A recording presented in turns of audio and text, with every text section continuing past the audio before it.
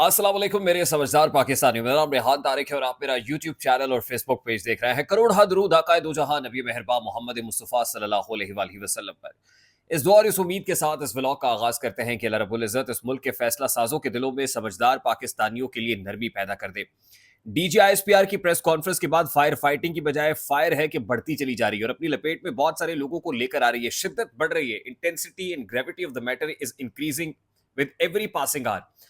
अब हुआ यह है कि डीजीआईएसपीआर की प्रेस कॉन्फ्रेंस के बाद गुज़श्ता रोज हमने भारी भरकम तकारीर देखी। मौलाना फजलुर रहमान का बराह रास्त डीजीआईएसपीआर के ऊपर अटैक, अली अमीन गंडापुर चीफ मिनिस्टर केपी का अटैक, और इस हवाले से हमने सुबह अपने व्लॉग में मेंशन भी किया था। अब इसकी एक्सटेंशन है, जैसे मैं कह रहा हूं ना कि बात बढ़ती चली जा रही है, जिसको नदीम अफजल चंद की जबान में कहें तो गल वध गई है मुख्तारिया। इमरान खान साहब की इंस्ट्रक्शंस पे अब एक चार्जशीट पाकिस्तान तहरीक इंसाफ ने इशू कर दी है और पार्टी का एक ऑफिशियल वर्जन है जो सामने आ गया है। मैं ये ऑफिशियल वर्जन आपके सामने रखता हूँ और बहुत इंटेंसिफाइड और बहुत ही ज़्यादा शिद्दत से शिद्दत आमेज अगर कहा जाए तो कहना गलत नहीं होगा। आज पाकिस्तान तहरीक इंसाफ की कोर कमेटी का अहम इजलास भी होने जा रहा है और इस कोर कमेटी इजलास के अंदर कुछ मामलात का सिर-ए-नौ जायजा लिया जाएगा। खास तौर पे जो पार्टी के तंजीमी उमूर हैं उनको डिस्कस किया जाएगा। कुछ डेलिब्रेशंस होंगी शेर अफजल मरवत के मामले के ऊपर भी, क्योंकि शेर अफजल मरवत को जो सियासी कमेटी है और कोर कमेटी है उसके व्हाट्सएप ग्रुप से निकाल दिया गया। फिर ये कहा गया कि शो कॉज नोटिस जो है वो सर्व किया जा रहा है, लेकिन बात यहीं तक रुकी नहीं। अब डेलिब्रेशंस ये होंगी कि क्या जो पार्टी सतह के ऊपर डिसिप्लिनरी एक्शन है अगेंस्ट शेर अफजल मरवत वो लिया जाना है। मैं आपको ये बता दूं कि आजम सवाती और सालार काकड़ केपी से पाकिस्तान तहरीक इंसाफ के रहनुमा, उन दोनों ने एहतजाजन शेर अफजल मरवत को जब आउट किया गया है तो उन्होंने भी जो ग्रुप है वो लीव कर दिया और अपना प्रोटेस्ट जो है वो रजिस्टर कराया है। अच्छा, पाकिस्तान तहरीक इंसाफ की जानिब से जब ये बड़ी बैठक इमरान खान साहब की इंस्ट्रक्शंस पे हो रही है तो जैसे मैंने आपको बताया था कुछ रीशफलिंग भी होनी है, कुछ तंजीमी मामलात भी, और पाकिस्तान तहरीक इंसाफ का हाउस इन ऑर्डर करने की एक मशक है, कोशिश है कि वो लोग जो डिसिप्लिन की खिलाफ वर्जी कर रहे हैं उनके अगेंस्ट एक्शन लिया जाए, और अब उसका सिलसिला शुरू हुआ चाहता है। फिर मैंने आपको बताया था कि किस तरीके से जो सेनेटर सैफुल्लाह न्याजी साहब हैं वो दोबारा इन एक्शन आ रहे हैं और एक petition election commission of Pakistan में जा रही है। अच्छा, ये मैं आपको बता दूं कि आज जो चार्जशीट पाकिस्तान तहरीक इंसाफ ने रखी है वो किसी और के अगेंस्ट नहीं है, बल्कि वो डीजीआईएसपीआर यानी पाक फौज के तर्जुमान पाक फौज के अगेंस्ट है। अब तहरीक इंसाफ ने डीजीआईएसपीआर के खिलाफ महकमाना कार्रवाई का मुतालबा कर दिया है और उसके अंदर लिखा गया है कि हम मुतालबा करते हैं कि इस गैर जिम्मेदाराना अमल यानी प्रेस कॉन्फ्रेंस पर मुतल्लका अहलकारों से महकमाना बाज पुरस की जाए। तहरीक इंसाफ बतौर जमात पाक अफवाज के तमाम शहदा की कदर करती है। सबसे पहले तो वो महकमाना कार्रवाई का मुतालबा कर रहे हैं कि इंतहाई गैर जिम्मेदाराना अंदाज में प्रेस कॉन्फ्रेंस डीजीआईएसपीआर ने की। तहरीक इंसाफ बतौर जमात पाक अफवाज के तमाम शहदा की कदर करती है, उन्हें पाक धरती का झूमर मानती है और उनकी किसी किस्म की बेहुरमती का सोच भी नहीं सकती।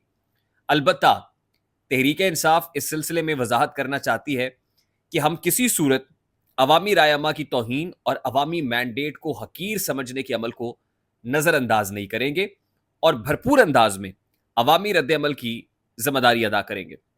फिर वो कहते हैं कि जनरल अहमद शरीफ चौधरी की 7 मई 2024 की प्रेस कॉन्फ्रेंस नफरत, हकारत, बुग़्ज़ और बेबुनियाद सियासी इल्ज़ामात से भरपूर थी जो पाकिस्तानी कौम के लिए इंतहाई तकलीफ दे थी। तहरीक इंसाफ बतौर पाकिस्तान की सबसे बड़ी नुमाइंदा जमात इस अमर की मकरूज थी कि कौम पर हकारत के लहजे में लगाए गए भयानक और लग़्व इल्ज़ामात का भरपूर जवाब दें। यह अफसोसनाक है कि डीजीआईएसपीआर ने अवामी रायमा को गलत आदाद शुमार के जरिए झुटलाने की कोशिश की। अब ये बहुत ज़्यादा शिद्दत है। यकीनन इस स्टेटमेंट, इस रिलीज के अंदर भी जो पाकिस्तान तहरीक इंसाफ की जानिब से इशू की गई है, इसका मतलब यह है कि Pakistan Tehreek Insaf despite being all मतलब एक्सपीरियंसिंग ऑल ऑड्स वो जा रही है और एग्रेसिव जा रही है। हत्ता के chief of the army staff general Asim Munir ने गुज़श्ता लाहौर गैरिजन के अंदर जो खिताब किया है वो भी बड़ा मानी खेज है, जिसके अंदर कहीं को फ्लेक्सिबिलिटी, कोई नरमी नहीं है, और पाकिस्तान तहरीक इंसाफ ने भी गाड़ी 5वें गियर में डाल दी है। अब बुनियादी वजह क्या है? मतलब पीटीआई को कुछ ना कुछ तो नजर आ रहा होगा ना, ये इमरान खान को कुछ तो दिखाई दे रहा है कि वो गाड़ी 5वें गियर में डाले हुए हैं, वो भी पीछे हटने को तैयार नहीं है। मैं इस तरफ आता हूं कि क्या वो देख रहे हैं, लेकिन उससे पहले मैं आपको बता दूं कि राना सनाउल्लाह साहब یہ فرماتے ہیں کہ پاکستان تحریک انصاف پر پابندی لگنے جا رہی ہے اور جلد ہی پاکستان تحریک انصاف پر پابندی کے حوالے سے بھی جو ہے وہ کوئی کوشش اور کاوش حکومتی سطح کے اوپر سامنے آ سکتی ہے. یہ بھی یہ خبر ہے. اور رانا ثناء اللہ صاحب جب یہ کہہ رہے ہیں آپ سمجھ لیجیے کہ رانا ثناء اللہ تو پہلے ہی کہہ چکے تھے نا, یا یہ رہیں گے یا ہم رہیں گے. تو ایک سوچ تو یہ ہے کہ ہم پریویل کریں اور ان کو آپ ویسی صفحہ ہستی سے مٹا دیں. اب ایک منصوبہ جو ہے زمین پر بسنے والے بناتے اور ایک آسمان پر بیٹھا ہوا رب بناتا ہے, تو رب بڑا مسبب الاسباب اور کارساز ہے. اچھا, میں یہ بتا دوں کہ پاکستان تحریک انصاف کے آج ترجمان رؤف حسن صاحب جو مرکزی سیکرٹری اطلاعات اور نعیم پجھوتا, وہ ایک بڑی پریس کانفرنس بھی کرنے جا رہے ہیں اور امید واسق ہے کہ اس کے اندر یہ اگریسو ٹون جو ہے اسی کو رکھا جائے گا. اور جارحانہ ایک پریس کانفرنس جیسے ریلیز ہے کور کمیٹی اجلاس کے بعد, اسی طرح کی ایک دبنگ اور جارحانہ پریس کانفرنس بھی کی جائے گی. اب سوال یہ ہے کہ پاکستان تحریک انصاف اور اسٹیبلشمنٹ کے مابین یہ خلیج بڑھتی کیوں چلی جا رہی ہے. دیکھیے, جیسے بالکل آپ سمجھ لیجئے کہ جب کوئی معاملہ اینڈ پر پہنچنے لگتا ہے تو وہ پھڑپڑاہٹ طوفان بھی تھمنے سے پہلے ایک بہت زیادہ انٹینسٹی, یعنی ایک عروج پہ جاتا ہے معاملہ, تو وہاں سے ریورسل ہوتا ہے. آپ سمجھ لیجئے کہ اب معاملہ نقطۂ عروج پہ ہے اور نقطۂ عروج پر پہنچنے کے بعد اس نے واپس آنا ہے, اس کو ریورس گیئر لگنا ہے. اب اگر کوئی یہ سوچ رہا ہے کہ ختم شد, میں بہت ساری ایسی ٹویٹس دیکھ رہا ہوں اور بڑے سینئر اور بڑے سیزن جرنلسٹ یہ لکھتے ہیں عمران خان ختم شد, تحریک انصاف ختم شد. مجھے سمجھ نہیں آتی ہے کہ یہ عقل کہاں سے لے کے آتے ہیں. ایسا نہیں ہے, پریکٹیکلی میں ایسا ہوتا ہوا نہیں دیکھا. اتنی پولرائز سوسائٹی کے اندر آپ کسی ایک پولیٹیکل پارٹی اور اس کے لیڈر کو ایلینیٹ نہیں کر سکتے. مجھے جو چیز دکھائی دے رہی ہے وہ اداروں کے مابین ایک جنگ, ایک ٹسل بھی نظر آ رہی ہے, پرٹیکولرلی وقت کی ملٹری اسٹیبلشمنٹ اور جوڈیشری کے مابین بھی.